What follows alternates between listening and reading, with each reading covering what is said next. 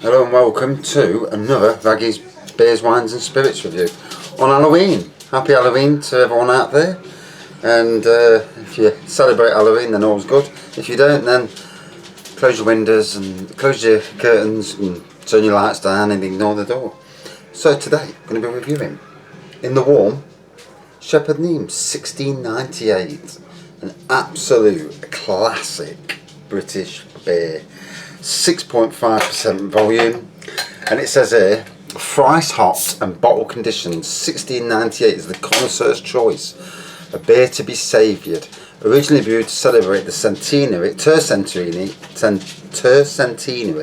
of Britain's oldest brewer, 1698 is the characteristically hoppy Kentish ale and has protected geographical indication, whatever that means. So let's crack on anyway.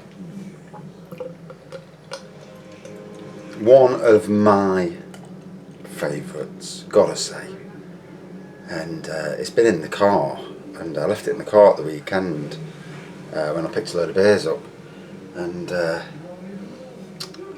it's been in the house. It's nice and warm, and I've got to start moving some beers to the house to do warm port beers that are dark and porter stouts, you know, them sort of beers. I'm going to review them indoors in the warm because these beers deserve to be drank warm or room temperature. So dark coloured, mahogany, you know, that sort of colour. A head that's disappeared quite quickly. There's carbonation and lacing in there, so it's strange that the head disappeared so quick.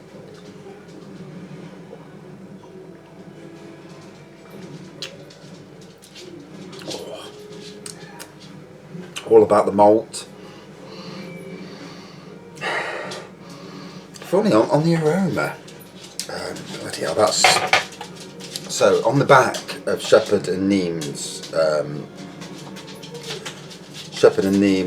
bottles. It tells you see, smell, taste. So you see Auburn. So Auburn's the colour. Okay. Smell is roasted fruit, hoppy. Taste is rich, fruity, and warming. Yeah, so yeah, looking at it now, it does look Auburn. I mean, I was going to say brown, but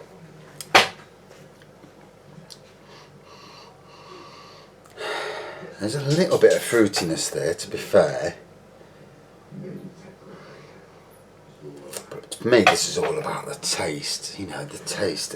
It's one of them beers that's got to be in your top 10 or close to your top 10 of readily available beers, because some beers come and go, and but this is one of them that's in most of the big supermarkets, and that's why, you know, readily available.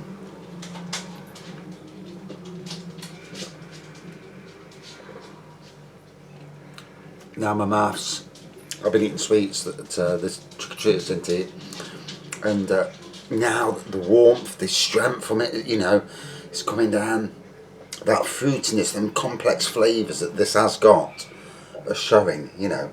So, you know, you have to give it a chance to, you know, the first sup, you ain't going to get it.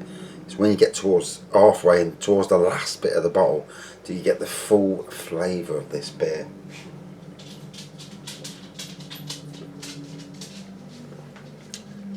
It's also nice to be in a room with light for a change, instead of in the shed where the light's not quite white. Right.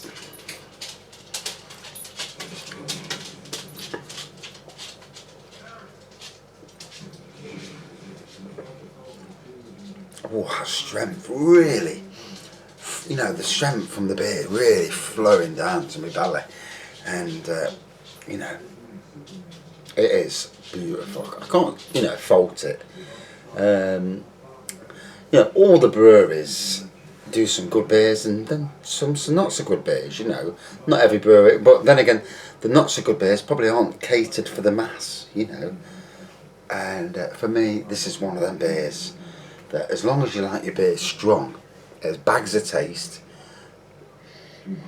and the aroma's starting to flow throughout now. that fruity aroma, you know, that rich, dark, Christmas, not quite Christmassy fruit aroma, but you know what I'm saying, that rich fruit aromas. And I think a lot of the best beers have that same sort of aroma, you know.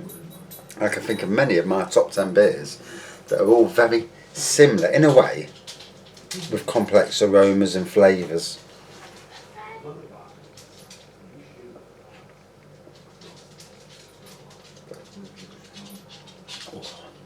Now the only problem with this, it's gone down too quick, look at that. You know. Oh, I could drink a few more than just one of that.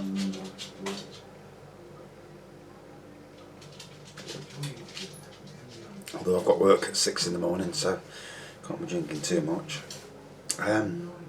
Yeah, so breaking it down then. Auburn in colour, not you know, mahogany as I said.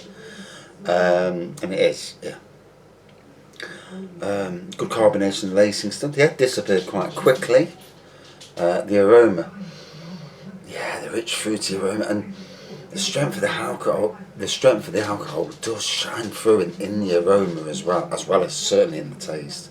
Rich fruits on the taste, and there's a lot to pick out there. You know, if you was to read other reviews and pick out what they, you know, especially written reviews, although you can't take all reviews, you know, you've got to take some with a pinch of salt. But overall, yeah, it's a quality beer. Probably the best from Shepherd and Neame. Can't think of any other beers that they do which quite is as good as this. Hence one of my favourites, a top 10 beer always.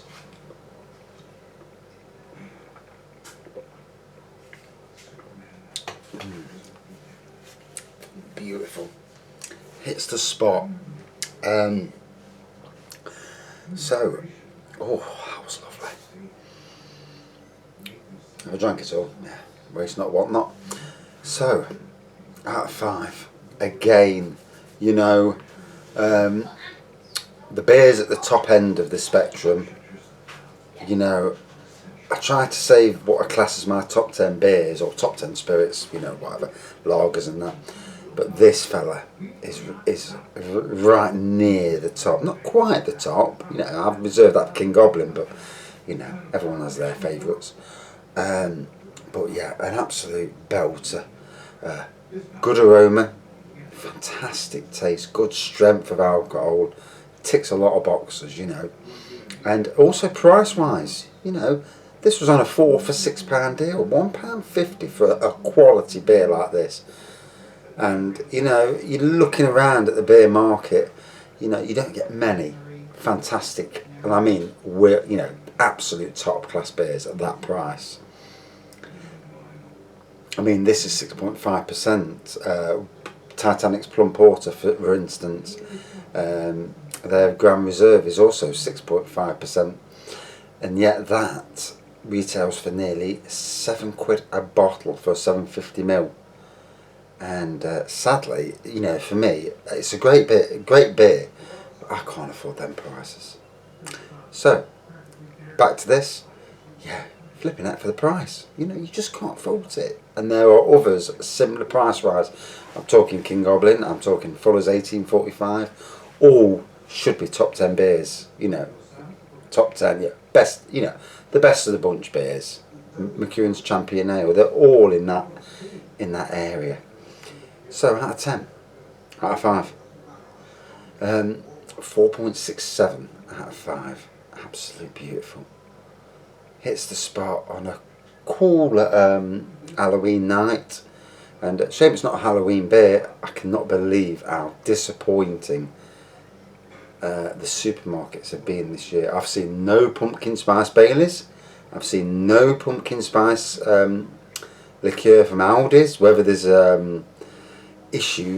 legal issues with that, you know, from last year.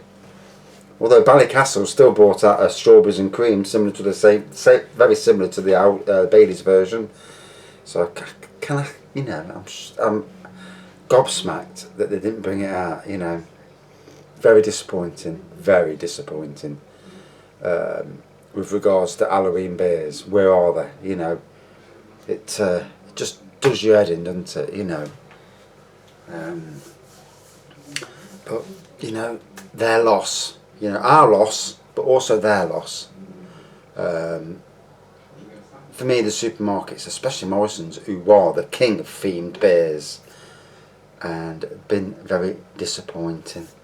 Can't say anything nice about it really regarding all of them now. And this year, even Aldi have let us down. Although Green King's Gangly Ghouls, whatever it was called, that was a quality beer. But that's the only one I've seen. Very disappointing. You know, if I was in charge of a supermarket, the first thing I'd be doing is having themed beers, you know, and getting them in from wherever. You know, they're around. Every brewery does themed beers. Disgusting. Right, thanks for watching. See you soon.